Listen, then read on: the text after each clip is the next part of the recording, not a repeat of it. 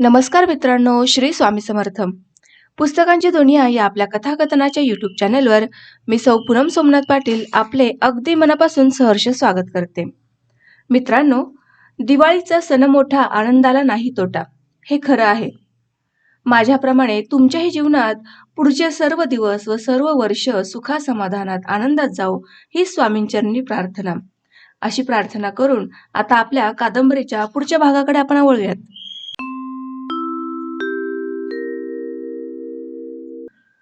16 जून उजाडला.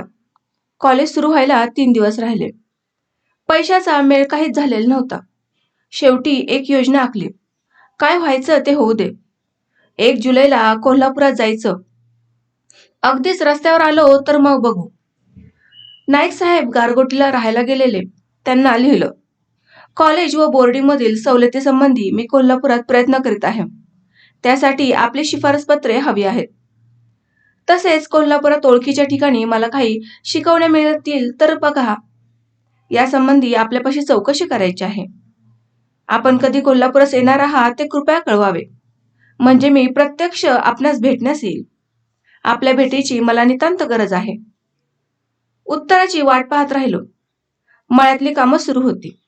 जेवढी कामं ओढता येतील तेवढी ओढत होतो. नुसती पेरणी तेवढी मागं ठेवावीच. ती बी पाऊस नसल्यानं करता येत नव्हती म्हणूनच.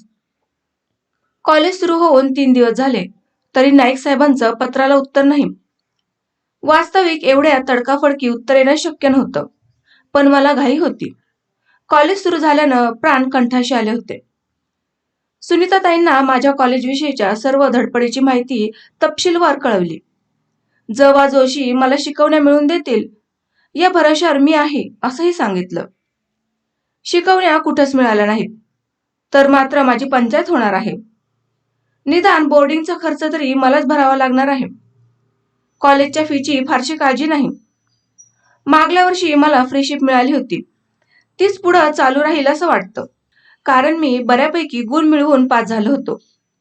असं ठरवलं आहे की 1 जुलैला कोल्हापुरात जायचं. बोर्डिंगमध्ये पूर्ण फ्रीशिप मिळवण्याच्या दृष्टीने निकराचा प्रयत्न करायचा.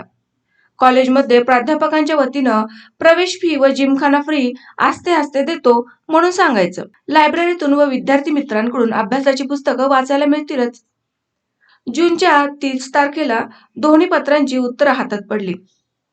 नाईक साहेबांनी लिहिलं होतं की सध्या खूप उद्योगात असल्यानं कोल्हापुरात एवढ्यात येणं होणार नाही. तुम्हाला शिफारसपत्रे नेमके कोणाला उद्देशून लिहावायचे आहे, बोर्डिंगचे व कॉलेजचे सध्याचे पदाधिकारी कोण कोण आहेत ते कळवा. सुनीताताईंनी लिहिलं होतं की तू कोल्हापुरास 1 जुलैला जा आणि तेथील तुझ्या आर्थिक मिळकतीचा अंदाज घे. तुझ्या आर्थिक मिळकतीचा अंदाज, तुला येणारा मासिक खर्च हे मला सविस्तर कळव. या दोन्ही पत्रांनी खूप धीर आला. मी दुसऱ्या दिवशी बिस्तारा बांधून सगळ्यांचा निरोप घेऊन कोल्हापुरास निघालो. निघताना आप्पाला एक आणा दिला. तो आता दुसरीत गेला होता. त्याला आईनं नवी पुस्तकं, पाटी आणि पिशवी घेऊन दिली होती. कोल्हापूरला जाणं ही आता नवखी गोष्ट राहिली नव्हती. माझं कोल्हापुरात असणं आणि कागलात असणं यात फारसा फरक नव्हता. मोटारीनं अर्ध्या तासाची वाट होती. कागलची खूप माणसं बाजाराला प्रत्येक रविवारी यायची. त्यांच्याजवळ हवे नको ते निरोप देता येत होते. खाण्याच्या वस्तूही देता घेता येत होत्या. बिस्तारा बोर्डिंगवर आणून टाकला. येरा पोवार माझ्या अगोदर 20 जूनलाच आले होते. बोर्डिंग सोडून कुठंतरी स्वतंत्र खोली घेऊन ते राहणार होते. आम्ही दोघेच आमच्या खोलीत होतो. एकमेकांची चौकशी केली. बोर्डिंगच्या मदतनीसांना भेटायला गेलो. लेखी नोंद दिली. मदतनीसांनी जेवणाचे आणि खोलीचे चालू महिन्याचे 20 रुपये मागितले. माझ्याजवळ तर 1 पैसाही नव्हता. सर, मी ऑगस्टच्या 1 तारखेला दोन्ही महिन्यांचे पैसे एकदम देतो. पेरणी पाण्याचे दिवस आहेत. घरी एकही पैसा मिळाला नाही, पण पुढच्या महिन्यात काहीतरी व्यवस्था करतो. त्यांनी फारशी खळखळ न करता मान्यता दिली. मागच्या वर्षी मी वेळेवर सगळे पैसे देत होतो याची जाणीव त्यांना होती. बोर्डिंगची 1 महिन्याची काळजी कशी तरी मिटवली. दुसऱ्या दिवशी सकाळी कॉलेजवर एक वही हातात घेऊन गेलो. मनात प्रश्न होता की BA स्पेशलसाठी कोणता विषय घ्यायचा. नाईक साहेबांना रिझल्ट कळवला होता. नंतरच्या पत्रात त्यांना मार्गदर्शनासाठी भेटायचं आहे असंही कळवलं होतं. दोन्ही पत्रांना मिळून त्यांनी एक उत्तर पाठवलं होतं. त्यात इतर गोष्टींबरोबर एक गोष्ट होती. सेकंड क्लास मिळाला ही गोष्ट चांगली झाली. आता BA स्पेशलसाठी अर्थशास्त्र हा विषय घ्या. देशाला अर्थतज्ञांची गरज आहे. अर्थशास्त्र घेतलं तर तुम्हाला पुढे निरनिराळ्या स्कॉलरशिपही मिळू शकतील, मदतही मिळू शकेल. या विषयाला मागणी आहे. त्यांच्या या गोष्टींमुळे मी दुग्ध्यात पडलो. मराठी घ्यावं असं वाटत होतं. दुसरी पसंती संस्कृत किंवा तत्वज्ञान या विषयांना होती. अजून कुणाशी नीटपणे चर्चा केली नव्हती. याविषयी कॉलेजला शिकायला येता येईल की नाही याचीच खात्री नव्हती. कॉलेजात आलो तर ज्युनियर BA सगळे अर्थशास्त्र विषयाला गर्दी झालेली. नवीन मैत्री झालेल्या सुधाकर पाटलाने अर्थशास्त्रच घेतलेलं. जवा जोशीनं तत्वज्ञान घेतलं होतं. त्या विषयाला तो एकटाच होता. संस्कृतला श्रीधू कवीश्वर एकटाच होता. अगोदरपासून तो संस्कृतचा व इतर परीक्षा देत होता. मराठीला फक्त नेहमी अबोल आणि शांत असणारा यशवंत श्रीखंडे होता. बाकी 4 मुली होत्या. मी गेलो तर एकूण 6 विद्यार्थी होणार होते. सिनियर BA मध्ये शिकणारे मराठीचे 2 विद्यार्थी असे मिळून आमचा 8 जणांचा ग्रुप झाला असता. BA ला गेल्यावर विद्यार्थी निरनिराळे विषय स्पेशलसाठी घेतात याची जाणीव होती, पण विद्यार्थी एवढ्या बहुसंख्येने अर्थशास्त्राकडे जातील आणि मराठीकडे कुणी येणारच नाहीत अशी कल्पना नव्हती. अर्थशास्त्राच्या बाबतीत नाईक साहेब म्हणतात ते बरोबर आहे असं वाटू लागलं. मी आणखीनच बुचकळ्यात पडलो. अर्थशास्त्र हा विषय डावलताना दुहेरी जबाबदारी येऊन पडली. एवढे मोठे शिक्षणतज्ञ नाईक साहेब आपणास अर्थशास्त्र घे म्हणून सल्ला देतायत. आपण एक सामान्य विद्यार्थी, त्यांचा सल्ला नाकारायचा का? उद्धटपणा तर नाही ना होणार? आपण तो विषय घेतला नाही तर नाईक साहेबांना काय वाटेल? एवढं वर्षभर ज्याला आपण सहाय्य केलं त्यानं विचारलं म्हणून सल्ला दिला, तर तो सल्ला नाकारून तो पुढे गेला असं नाही ना वाटणार त्यांना? बहुसंख्येने एवढे विद्यार्थी अर्थशास्त्र घेत आहेत, ते का सगळे खुळेच आहेत का? व्यवहाराचा गरजेचा विचार करून त्यांनी हा विषय घेतला असेल ना? माझ्या मनात निरनिराळे प्रश्न उभे राहू लागले. मी पुरता गोंधळून गेल्यासारखा झालो. तूर्त मराठीच्या वर्गात जाऊन बसू, अर्थशास्त्र विषयाची माहिती मिळवू, त्याचा उपयोग आणि परिणाम काय आहे ते बघू. मगच कोणता विषय घ्यायचा ते ठरवू. तूर्त प्रवेश अर्ज भरायलाच नको. 8 दिवस निवांतपणे विचार करू आणि मगच प्रवेश अर्जात कोणता विषय लिहायचा ते ठरवू. बोर्डिंगमध्येही अनेक विद्यार्थ्यांनी अर्थशास्त्र हाच विषय घेतला होता. नोकरी मिळवण्याच्या दृष्टीने हा विषय चांगला आहे असं दिसून आलं. सगळी समाज व्यवस्था, शासन व्यवस्था पैशावरच आधारलेली असल्यामुळं प्रत्येक क्षेत्रात अर्थशास्त्राची गरज होती.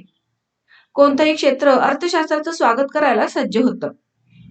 मुंबई द्वैभाषिकाच्या शासनापासून ते दिल्लीच्या केंद्र शासनापर्यंत कुठंही सरकारी खात्यात नोकरी मिळणं सोपं होतं. परदेशी जायला संधी होती. पंचवार्षिक योजना, बँका, उद्योग, व्यापार सगळीकडे अर्थशास्त्र प्रथम होतं. शिक्षण कशासाठी घ्यायचं याचा मी खोलात जाऊन बारकाईनं विचार केला नव्हता. आजवर वाटत होतं, आपल्या घरादारात तुडुंब गरिबी भरलीये. शेतात किती बी कष्ट केलं तरी पोटाला 2 वेळाला पोटभर अन्न मिळत नाही. एक दिस इसवाटा नाही का आजारी पडलो तरी घरात बसणं नाही. सगळं असं जन्मभर काम करणं आणि अवताच्या बैलागत सोग्यालाच मरून जाणं आपल्याला सोसणार नाही. आपण ह्यातनं बाहेर पडलं पाहिजे. त्याची एकच वाट म्हणजे शिक्षण. शिक्षण घेतलं की कसली तरी नोकरी मिळते. त्या साध्या नोकरीत बाई पोटापाण्याच्या 2 वक्ताचा प्रश्न मिटतो. खेड्यातल्यासारखं आजचं काम आजच्या पोटापुरतं. उद्या कुणी काम दिलं तर पोटाचा प्रश्न सुटणार, नाहीतर उपाशीच मारायचं. असं जन्मभर चालणार. उद्याचा भरोसा काहीच नाही. नोकरीचं मात्र तसं नाही. एकदा लागली की वयाच्या 60व्या वर्षापर्यंत कटकट नाही. मग खेड्यापाड्यात दुष्काळ असो नाहीतर धोंडा असो. शिवाय प्रत्येक एतवारी सुट्टी. घरात बसून खायला मिळतं, म्हणून शिक्षण हे घेतलंच पाहिजे असा साधा विचार मी केला. जनावरातनं उठून माणसात पडायला गरीबाला शिक्षणासारखा उपाय नाही, एवढं शिक्षणाविषयी कळत होतं. SSC होईपर्यंत या समजुतीत काही फरक पडला नव्हता. कॉलेजला आलो तसा हळूहळू फरक पडला. कारकुनांची, शिक्षकांची, हायस्कूलच्या अध्यापकांची घरं कागलला पाहिली होती. माझ्या आवडत्या शिक्षकांच्या स्वयंपाकघरापर्यंत मी गेलो होतो. त्यांची मुलं माझ्या ओळखीची होती. त्यांची दिनचर्या पाहत होतो. ती घरही आमच्या घरापेक्षा सुख शांतीची, समाधानाची निधानं वाटत होती. म्हणून शिक्षण घेऊन शिक्षक किंवा कारकून झालो तरी पुरे, त्यातही आपणाला सुख मिळेल असं वाटे. यासाठी कॉलेजचं शिक्षण BA पर्यंत पूर्ण करण्याचा इरादा होता. पण कॉलेजच्या 2 वर्षात हळूहळू एक खोलवर मानसिक पालट झालं. मला त्याचा पत्ताही लागला नाही. प्राचार्य यद भावे, प्राध्यापक राव चिटणीस, सर्वोदय छात्रालयाचे गुरुजी यांनी माझ्या स्वागतासाठी घरदार मोकळं ठेवलं होतं. तिथली माणसं कागलातल्या अध्यापक शिक्षकांपेक्षा अधिक ज्ञानी, अधिक वरच्या दर्जानं जगणारी, वर्तमानपत्र कुठंतरी जाऊन न वाचता घरात विकत घेणारी, पुस्तकांची कपाटं घरी असलेली, नुसत्या डकडकत्या नव्हे तर चांगल्या खुर्च्या, त्याच्यावर मऊ उशा, लिहिण्यासाठी घरीच टेबल असलेली, स्वतःचे वाऱ्याचे पंखे असलेली, रोज इस्त्रीचे कपडे करणारी, घरात तांब्या पितळेची ताटं, भांडी, वाट्या, तांब्या असणारी अशी दिसू लागली. माझं घर असं नव्हतं. मी असं त्यांच्यासारखं व्हावं असं वाटू लागलं. या माणसांनी माझ्यातला माणूस जपला होता. मला ती आहोजाहो म्हणत होती. बरोबरीचा होण्याइतकी माझी योग्यता आहे अशी भावना ठेवून माझ्याशी वागत होती. त्यामुळं मलाही प्राध्यापक व्हावं असं वाटू लागलं. 1955च्या सप्टेंबरात ऑक्टोबरात भाई आणि सुनीताताई माझ्या जीवनात अनपेक्षितपणे आले आणि त्यांनी माझ्या व्यक्तित्वाच्या मूळ कंदाला हात घातला. तोपर्यंत मी माझ्या आवडीसाठी वाचन करत होतो. मनाला बरं वाटत होतं म्हणून भावनाप्रधान कविता करत होतो. त्या पलीकडं त्या लेखनात काही नव्हतं. पण भाईंनी आणि सुनीताताईंनी नकळत माझ्या मनावर हळूवार फुंकर घातली. माझ्या साहित्यातील गुणांविषयी माझ्या दाट विश्वास निर्माण केला. त्यामुळं परिस्थितीच्या टाचेखाली चुरगळून गेलेल्या माझ्या वाङ्मयीन गुणांना एकाएकी खतपाणी मिळालं. मनाला चैतन्यपूर्ण जोमदारपणा मिळाला. ते वाढू विकासू लागलं. अनावरतपणे वाङ्मयीन गुण माझ्यात इतर गुणांवर मात करू लागले. त्यांना मागं लोटून आपण पुढे येण्यासाठी धडपडू लागले. तुझं शिक्षण पूर्ण करण्यास मदत केली तर उद्याच्या महाराष्ट्रातला एक चांगला साहित्यिक मिळू शकेल या विचारानं आम्ही तुझ्यासाठी धडपडत आहोत. हे सुनीताताईंच्या पत्रातील वाक्य मी मनावर संगमरवरात कोरावं तसं कोरून ठेवलेलं. त्यामुळं माझी जीवनविषयक महत्वाकांक्षा अधिक स्पष्ट होत होती. प्राध्यापक आणि साहित्यिक दोन्ही व्हावंसं असं मी ठरवलं. रत्नागिरीत असताना घराच्या आणि भावंडांच्या विरहाचं दुःख काय असतं याची कल्पना आली होती. कोल्हापुरात आल्यावर मी घरादारात आणि भावंडात असल्यासारखा सुखद मनस्थितीत वावरत होतो. रत्नागिरीच्या सर्वोदय छात्रालयापेक्षा कोल्हापूरच्या प्रिन्स शिवाजी बोर्डिंगची व्यवस्था वेगळी होती. छात्रालयात एकच तत्वज्ञानानं प्रेरित झालेली माणसं आणि मुलं भेटत होती. पण इथं निरनिराळे दृष्टिकोन असलेली माणसं आणि मुलं भेटत होती. तिथलं जीवन नदीसारखं एक मार्गी होतं तर इथलं जीवन सागरासारखं अनेक नद्यांचं होतं. अनेक अंगांनी समाज कळत होता. राजकारण, शिक्षण, महाराष्ट्राचे विविध क्षेत्रीय प्रश्न यांची माहिती वर्तमानपत्रातून, कोल्हापुरात होणाऱ्या अनेक सभांतून, चर्चांतून मिळत होती. समज वाढत होती. वाढणारी समज पचवण्याची ताकद वाढत्या वयाबरोबर येत होती. वर्षभरात हुशार, बुद्धिमान अनेक मित्रांमुळे वर्तनात आणि विचारात अधिक तर्कशीलता, अधिक सापेक्षता येत होती. डॉक्टर भिंगारे यांच्याशी होणाऱ्या अनेक चर्चांमुळे साहित्यविषयक बोलताना जसा आत्मविश्वास येत होता तसा मराठी साहित्याचा विविध कक्षा कळत होत्या. कुठं किती पाणी खोल आहे याचं ज्ञान होत होतं. गवी कुलकर्णी सरांशी होणाऱ्या घरगुती चर्चांमुळे आध्यात्मिक जीवन आणि त्याची उच्च पातळी मनोमन स्पष्ट होत होती. सर्वोदय तत्वज्ञानाचं 1-2 वर्षांपूर्वी जे आकर्षण होतं ते रत्नागिरीतील अनुभवांमुळे कमी झालं होतं. ते एकांगी आदर्शवादी वाटू लागलं. विनोबा भावेंचं तत्वज्ञान वाचून तयार झालेल्या आध्यात्मिक जाणीवांना कोल्हापुरात अधिक खोलवर पैलू पडू लागले. SS कुलकर्णी सरांशी बोलताना सामाजिक, मानसिक दृष्टी जागी होत होती. ती दृष्टी मला संपूर्ण नवी होती. जीवनातील प्रश्नांकडे आणि समस्यांकडे या एका महत्वाच्या अंगानं पाहता आलं पाहिजे हे नवं भान येऊ लागलं होतं. सगळ्या बाजूंनी साक्षेप येऊ घातला असतानाच वर्ष अखेर येथून पुढं आर्थिक मदत मिळणार नाही ही नियती दत्त म्हणून पुढे आली होती. तिच्यामुळे 3 महिने एकांतवास घडला. त्यामुळे एक नवी जाणीव झाली. इतरांनी केलेल्या मदतीवर फारसा अवलंबून राहता येत नाही. आपले आपणच पाय रोवले पाहिजेत. शिक्षणाची आणि शिक्षण घेऊन अमुक तमुक होण्याची वाटेल ती स्वप्न रंगवण्यानं आपण जागोजाग तोंड घशी पडतो. आपण अंथरूण पाहूनच पाय पसरले पाहिजेत. मनाची निधनाची कुवत बघून स्वप्नांना रुंद केले पाहिजे. उगीच MA आणि PhDचं स्वप्न न बाळगता प्रथम BAचा टप्पा पूर्ण केला पाहिजे. मग नोकरी मिळवून पुढच्या शिक्षणासाठी धडपडलं पाहिजे. अशा मानसिक स्थितीनिशी कोल्हापुरात ज्युनियर BAला गेलो. तोवर विषय निवडीचा प्रश्न सोपा वाटत होता. पण या प्रश्नाबाबत मित्रांबरोबर आणि प्राध्यापकांबरोबर झालेल्या चर्चेतून गुंतागुंत कळली आणि ही निवड म्हणजे जीवनातील जगण्याच्या पद्धतीचा पर्यायाची निवड आहे हे समजलं. शिक्षण कशासाठी घ्यायचं? ते चरितार्थाचं साधन मानायचं की जीवनाचं साध्य मानायचं? शिक्षण घेऊन मोठं व्हायचं, नेमकं काय करायचं? शिक्षण घेऊन स्वतःला मोठं करायचं की देशाला मोठं करायचं? खरं मोठं होण्यासाठी अशा पदव्यांची गरज असते काय? BA झालेले पुष्कळ लोक सामान्य कारकून आणि शिक्षक आहेत. JP नाईक साहेबही BAच आहेत. पण त्यांच्या मोठेपणाच्या पासंगाला तरी हे कारकून शिक्षक पुरे पडतील काय? विषय निवडताना या सगळ्यांचा विचार करायला पाहिजे. त्या निवडीचा आणि त्या प्रश्नांचा संबंध आहे याची जाणीव तीव्रतेने झाली. मराठी, संस्कृत, तत्वज्ञान या विषयांच्या सरांनी आपापल्या विषयाचा आग्रह घेतला. संस्कृतमध्ये पहिला वर्ग मिळवणं अधिक सुलभ असतं. कोणत्याही विषयातील थर्ड क्लास किंवा सेकंड क्लास यांच्यापेक्षा इतर कोणत्याही विषयातील फर्स्ट क्लास हा बरा. शिवाय संस्कृतमुळे भारतीय तत्वज्ञान आणि अध्यात्मही कळतं. अभिजात उत्तम साहित्याचा परिचय होतो. मराठी ही तर मातृभाषाच आहे. तिच्यात कधीही साहित्य निर्मिती करता येते. संस्कृतमधला अभिजात साहित्याची, काव्यशास्त्राची आणि तत्वज्ञानाची ओळख झाली तर मराठीत उत्तम साहित्य निर्मिती होते. असा कुलकर्णी सरांनी सल्ला दिला. मला तो पटला. संस्कृत घ्यायला माझी ना नाही. तो विषय चांगला आहे. पण त्यामुळं तुला अभिप्रेत असलेल्या आधुनिक पाश्चात्य तत्वज्ञानाचा अभ्यास करता येणार नाही. तत्वज्ञान हा विषय घेतल्यास तर पौरात्य आणि पाश्चात्य तत्वज्ञानाच्या अभ्यासामुळं एकूण मानवजातीच्या जीवनविषयक विचारांची दिशा आणि त्यातील आधुनिकता तुला कळू शकेल. ती केवळ संस्कृत घेण्यानं कळेलच असं नाही. शिवाय तुला हव्या असलेल्या मानसशास्त्राचे 2 पेपर्स देता येतील.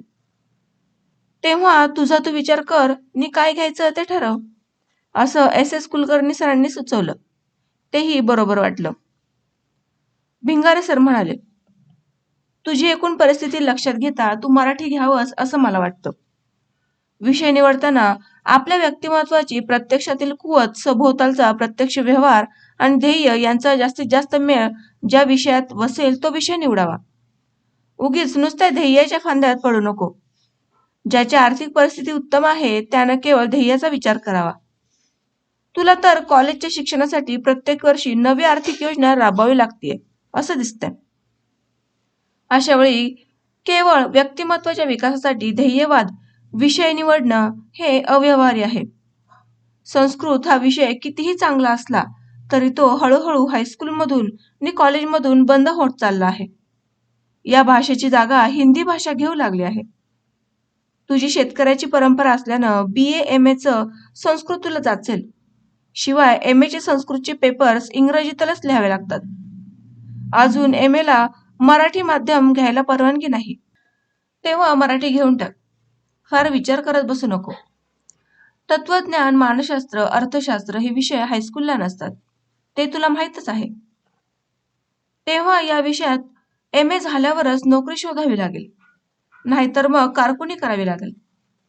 पानाला चुना लावता लावता, त्यांच्या शिरा काढता काढता सर बोलत होते. तंबाखू पानावर टाकून विडा मुडपला आम्ही तोंडात टाकला. आता त्यांची वाचा बंद झाली. आमच्या विद्यार्थ्यांना तो जणू एक जाळण्याचा संकेत असेल. मी नमस्कार करून उठलो. भिंगारे सरांचा विचार माझ्या दृष्टीने अधिक योग्य वाटला. इंटरच्या इंग्रजीत मला थर्ड क्लासचे मार्क्स होते ही वस्तुस्थिती आहे. हायस्कूलपासनं माझे सगळे विषय मी घरात करत होतो. इंग्रजीचंही तसंच झालेलं. त्यामुळं ती भाषा मुळातूनच कच्ची राहिलेली. ती माध्यम म्हणून BA MA पातळीवर मला जड गेली असती. आणि मला वाटेल त्या नोकरीपेक्षा शिक्षकी पेशाची नोकरी अधिक आवडत होती. म्हणून मी मराठी हाच विषय घेण्याचं नक्की केलं. एकतर हा विषय माझ्या आवडीचा होता. माझ्या साहित्यिक व्यक्तिमत्वाच्या विकासाला तो उपकारक होता. भिंगारे सर म्हणजे त्याप्रमाणे तत्वज्ञान, संस्कृत, मानसशास्त्र हे विषय मला पुढच्या आयुष्यात स्वतंत्रपणे अध्ययन करून आत्मसात करता येणार होते. मराठी घेण्यामुळं माझं ध्येय, माझी कुवत आणि अध्यापकाची नोकरी मिळवण्याचा माझा व्यावहारिक दृष्टिकोन यांचा मेळ बसतोय असं मला वाटलं. मी मराठी हा प्रमुख विषय आणि संस्कृतचे 2 पेपर्स उपविषय म्हणून घेण्याचा निर्णय घेतला. हे विषय घेत असताना नाईक साहेबांच्या अपेक्षांचं दडपण मनावर येत होतं. म्हणून कोणत्या परिस्थितीत मी हे विषय घेत आहे हे नाईक साहेबांना सविस्तर कळवलं. सुनीताताईंना आणि भाईंनाही कळवलं. मी मराठीच्या वर्गात जाऊन बसू लागलो.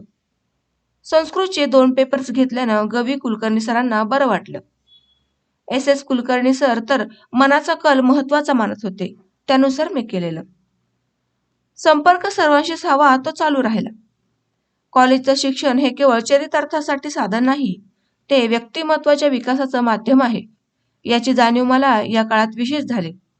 मी अधिक समजूतदारपणे कॉलेज शिक्षणाकडे वळलो.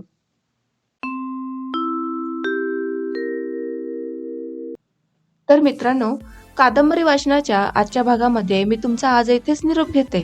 भेटूयात पुढील भागामध्ये. धन्यवाद.